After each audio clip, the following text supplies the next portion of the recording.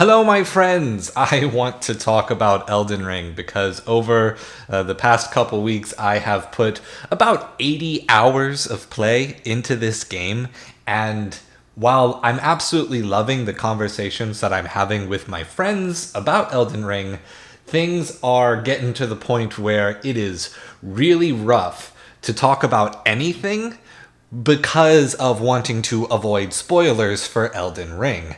So, what I'm doing right now is I'm going to talk about all the little things that I find that I'm liking about Elden Ring in a completely spoiler-free way, and I'm going to try to do that in such a way as to really not dwell on the things that I would say most people, most commenters are focusing on, the big things, the main picture. Like, I'm not going to focus on how such and such is, it's just like a Souls-like, but it's a really big Souls-like with Souls-like things all over the... No, I'm not going to do that. I'm going to just talk about all the little things that I'm really loving about this game. I even have some notes here, an outline. I never do outlines, but here we go. I normally script everything out, so outlines are really weird for me. But number one, the map. All right, so there is so much I want to talk about just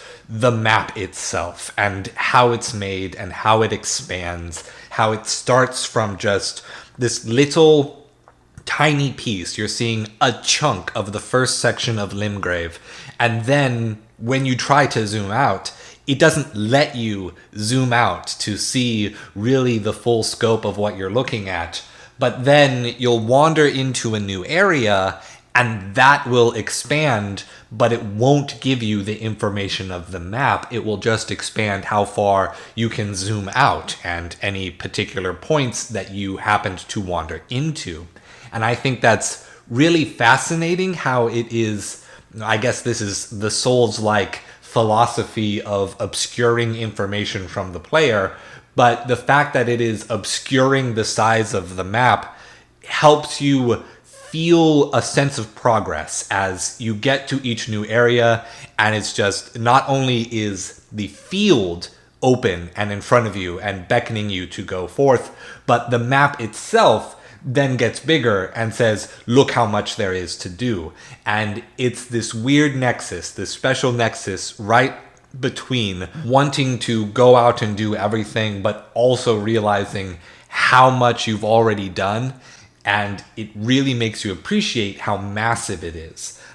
Let's see. The actual map design, of course, I think is something that we haven't seen in a long time in the open world genre of video games, the open world format of video games. We're seeing a lot of games are still following the old Ubisoft style of, well, here's all of your points, go out and clean up all the points. And I don't have anything against that. I think that absolutely engages a certain kind of core engagement that players like. I dwelt on that point quite a bit way back, a long time ago. Oh man, like maybe 5 years ago now, in a video called The Open World Mistake. It was one of the first videos on my channel that got really long, just because I went through all of the different ways open world games appeal to different players and different tastes, different game types, core engagements. But this one, I would say the game that it reminds me most of is Dragon's Dogma. And I know that's going to sound kind of weird, but Dragon's Dogma, even though it was open world, it wasn't that open. It was still primarily vague linear paths that you went around, which each had a set number of encounter locations that were handcrafted, that weren't generated systemically. They were handcrafted encounters of level design that were placed in an open world that different quests from different NPCs would take place within if you found them. And I loved Dragon's Dogma. It was one of my favorite games of its generation. I was so salty finding out that the Dragon's Dogma MMO, which is even more like how we are looking at Elden Ring now, but we didn't get it here. It was Japan only.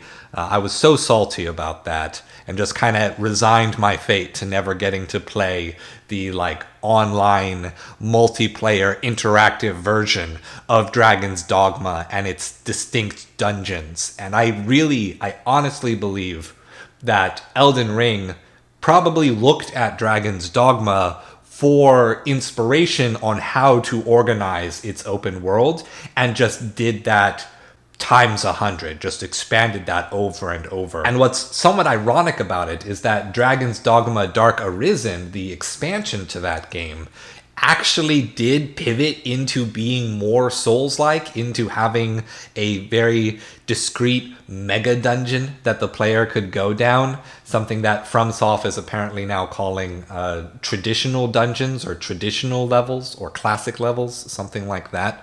So you have no time to go back to Dragon's Dogma right now. You're way too busy playing Elden Ring. But if for whatever reason you finish playing Elden Ring anytime soon and are just craving more and want to see someone do something similar but from quite a while ago, Dragon's Dogma Dark Arisen, that's where you want to go next. That's your next stop. Other things about the map, I guess exploring the open world. This isn't really about the map, but just that the actual item crafting and how it interacts with the map is actually really well done. I know a lot of people have been saying that item crafting is somewhat irrelevant, that you can ignore it, and you absolutely can, but items, the craftable items that you can collect while going around the world, can actually give you clues and hints as to what sort of challenge you're about to face coming up in the next section that you're exploring. Just a couple examples. If you happen to find any grave violets anywhere, you know you're going to fight the ones who live in death, or we could just say undead, because that doesn't take an hour to say every time. But absolutely, every time you see a grave violet, you're going to be fighting at some point during the day-night cycle, some kind of the ones who live in death. And that can be instrumental for finding a key item called Deathroot if you haven't found the thing that helps you find Deathroot. I need to be vague, because I said I'm going to avoid spoilers. I said these words, you have no idea what they mean, and you won't until you see it in the game. Another thing is that if you're finding gold-tinged poop, yeah, that's unfortunately that's going to be in the game a little bit more often than you want to see it. But that usually indicates that you're going to be finding some demi-human enemies nearby. And there are various packs of demi-humans wandering about, but I did find one particular area in Limgrave, which is like their town, their home that you're barging in on. And it was really exciting, but I only figured out that what I was about to face was a whole ton of demi-humans was because I was finding a whole bunch of gold-tinged excrement before I even went, into the area, deep into it. And I was like, oh, I need to look out for ambushes, because that's what this enemy type does. They poof out of the smoke and they try to ambush you for certain areas. Other times they just roam around in packs. So anyways, back to the actual physical map itself. What I really like about this map is that it's not just a UI tool. It is very clearly meant to be an actual paper map that was made in the world. And I say that because the map itself appears to have been made at a certain time.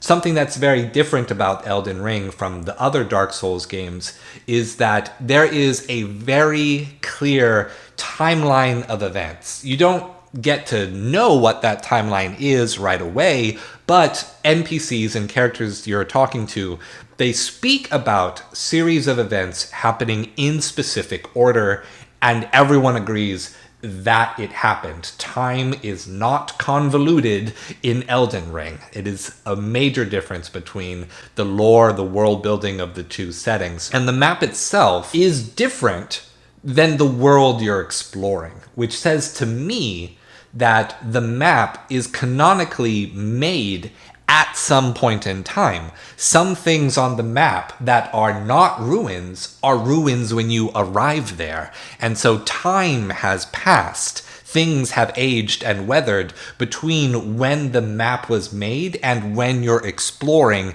in the game. And I just find that fascinating, that the map itself, that they've gone into the detail to make the map itself significant to the world building. I'm not going to really say the lore, maybe not the lore, but it is significant to the world building. I just have to say that adding markers onto the map is so fun. It's so convenient to actually be able to mark where I found things or things that I want to return to. Most importantly, marking merchants and where NPCs, that has been very significant for me. But also using, I guess I use the little banner. There's a little flag symbol. Anytime I find like a portal or a waypoint that is meant for travel, somewhere that is actually the path for how to get to another area that's harder to get to, or maybe only has one entrance, you're going to interact with the map. If you're not going to be interacting with the map, you're going to make the game a lot harder on yourself because you're just going to have to remember. Forget remembering. This map is way too big to try to remember where everything is. And what's great about it being way too big is that everything in the map matters. It's not empty space. It is literally, there is a significant crafted reward at every location. Every location is a crafted level experience. Nothing feels rote. Even if you see certain pieces being reused, it's not randomly generated. It was not shuffled out. It was an experience. It may have been a mini experience, but it was an experience. I guess I accidentally wandered into my third top point on my outline. I was going to talk about the mini dungeons and the miniature experiences. But okay, well, I guess I'll just continue on from there because I don't need to follow this order. I really only have one gripe, I could say, with this whole exploration and finding these miniature dungeons format, and that is that I essentially have sometimes wandered into boss fights that were the stronger version of a boss in a previous mini dungeon that I was supposed to find first. And oftentimes I even found bosses that were supposed to be a big significant enemy, but I had already encountered them as just a regular mob wandering around the world before I found them as a boss at the end of a dungeon. Some people I have seen have complained about feeling overpowered, being worried about ruining the challenge of the experience in various ways. And honestly, I think that's really not an issue.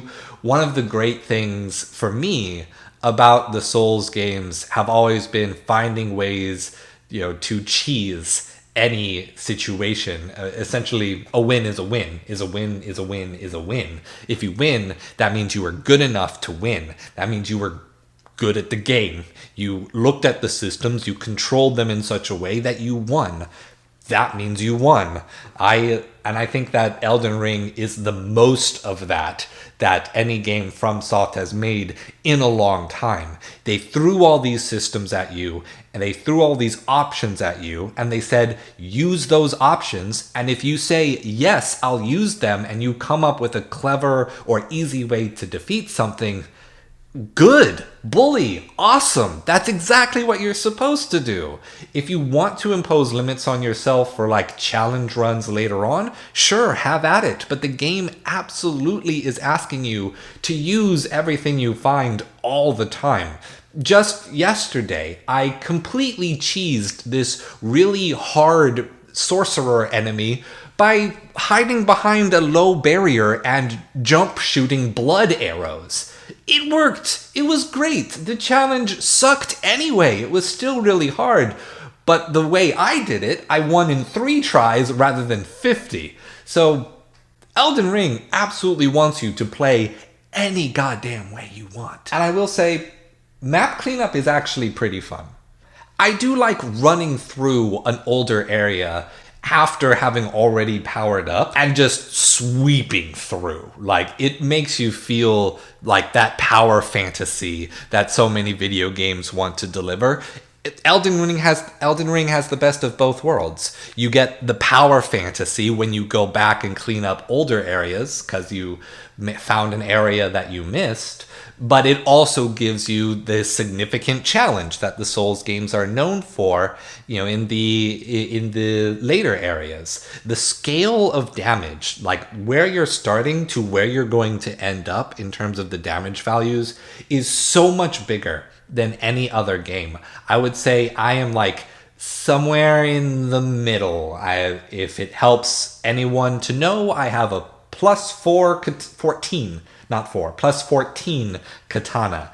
And so, but I don't think I'm in an area where that's warranted. I think the next area I could go to progress the storyline would warrant it, but I'm still cleaning up old areas. All right, then doubling back to number 2 on my outline is the message system. Playing online, but in particular the message system. This is a new experience for me. I got into From Software games at Bloodborne, so I guess I was a little late to the party, but when I got into Bloodborne, it was already at the point where the game had been out for quite a while. I actually started playing Bloodborne earlier on, completely rage quit when I got to Vicar Amelia. Dark Souls 3 came out, I played Dark Souls 3, I beat Dark Souls 3, and then I went back to Bloodborne and I beat Bloodborne, and then I liked Bloodborne so much more than Dark Souls 3, I just never went back to Dark Souls 3. But when I played Dark Souls 3, even though it was launch time, I didn't have internet connection, so I didn't get to experience the asynchronous multiplayer aspect of the game. When I was playing Bloodborne, the community was very inactive, and I mostly... Oh, and I also didn't have a PS Plus membership, so I played offline. I didn't get the online experience. And with Sekiro, of course, it launched without the online messaging, the asynchronous multiplayer that they added later, just a little bit. Sekiro did it quite differently than the other games. And that's maybe something I want to talk about in the future. Not in this video, for sure. Not now. Too much to get to. But yeah, I mean, it's weirdly... You do feel connected to like this larger anonymous community when you are playing in online mode going through the game. The hints, the jokes, most of the jokes are bad, but sometimes you see that message that's just a choice joke and it really gets you. The messages are often very helpful with finding safe holds for traversing, descending a large cliffside, for finding hidden paths or certain items. And of course, seeing phantoms going around gives you a sense of how many other people are playing with you. And I've even seen just tons of hilarious bloodstain phantoms where you click on the bloodstain and you just watch a person just without hesitation dive off the side of a cliff and poof, there they go. Or once I saw a person riding on a horse near some enemies that I was currently trying to avoid. I clicked on the bloodstain to see what happened, to see if I could avoid it. And literally the guy was on torrent, he was riding the horse, and clearly was looking to the left at the enemies and not to the right at the cliff he fell off of. And I got to see his little horse do the mid-air double jump, try to get back on the ledge, completely miss. And so I just see a phantom tumble right off the edge, then pop back up and go right back down. It was... Oh, it's so funny. And actually being a part of this experience now really does give you a weird sense of belonging. And that's not really something that I'm into. I don't like to identify myself as a hashtag gamer. I just like games. I like them a lot. I think they are one of the greatest artistic mediums in the world, and I'm really dedicated and passionate about them.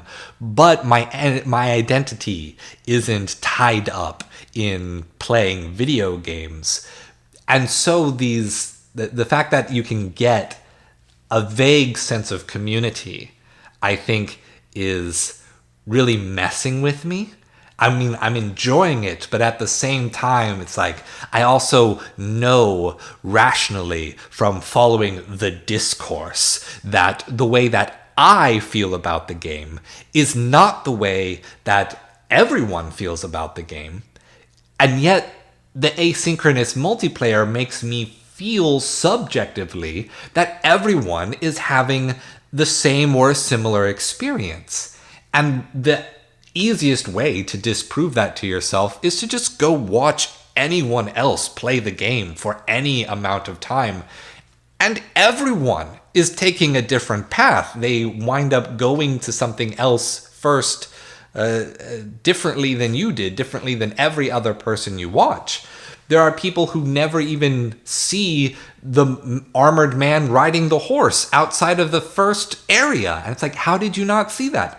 They turned to the left or the right really quickly, and they didn't see the first horse boss. This stuff happens. But for now, I'm just going to let myself enjoy being a part of the conversation, being a part of that experience while I'm playing. I'm going to turn off that little voice in the back of my head that says, no, think about the internet for a moment, and just know that even though my subjective experience isn't one-to-one with everyone else that I'm playing with, that's fine. There are a million subjective experiences, and we all are having the same vaguely similar experience with the game. And I think that's good enough. It's good enough for me anyway. All right, and last point that I'm going to get to, I started with the samurai background because I've been working on this massive script for Sekiro for a video that's going to come out very late. Don't expect it anytime soon. It's massive. It's even bigger than my Warframe videos by leagues. By leagues, it is bigger. But as soon as I just choosing the samurai and building up from that background, I pretty much immediately got into a play style that is like using the Chikage from Bloodborne.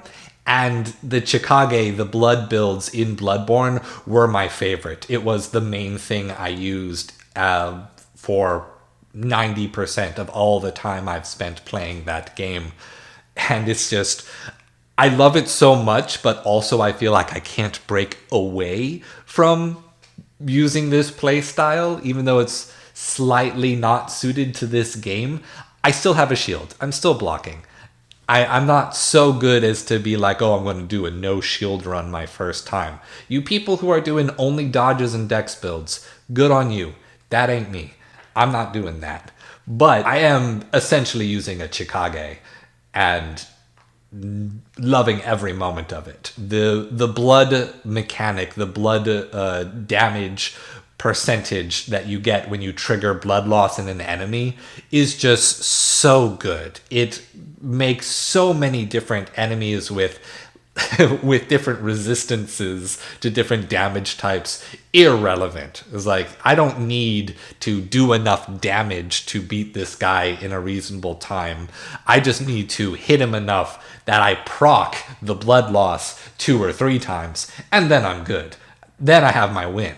And using it when helping other players like fight certain bosses with the multiplayer is just hilarious, because other people will throw like 5, 6, 10 swings at the boss, all hitting, and the boss will then eventually turn their attention to them. I use one ash art, one blood art, and hit the boss one time and it immediately turns to me and it's like, oh yes, blood loss is broken. I hope they never nerf it, but it's broken as hell. I love it so much. Anyways, that is my outline. That's the whole outline. The next video I'm going to make is going to be completely the opposite of this. I'm going to talk about things I'm not liking about Elden Ring. And trust me, I am scraping. I am scraping the barrel for things to dislike about the game, but I'm going to talk about some because I figure, why not? If I'm going to praise it, I might as well be an intelligent, rational person and critique it as well. You know, even though it's one of my favorite things ever, I wouldn't say it's my favorite yet. It's not in my favorite games. It's definitely in the top 10. I just don't know where yet. Is it in the top 5? Maybe it's number 5. We'll see. The story's going to have to do something for me real soon here if I'm going to kick it up a notch, because story is really big. The Ludo narrative, the narrative part is actually really important to me. I do like seeing how narratives interact with game design, rather than just trying to stand on their own as like a book within a game standing next to each other. And a lot of my favorite games are ludo-narratively resonant. They have ludence and narrative in equal measure. But it's getting close. It's pretty far up there. So yeah, because I like it, I'm going to try to insult it. So look forward to that in the next video. I'll see you there. And as always, stay true.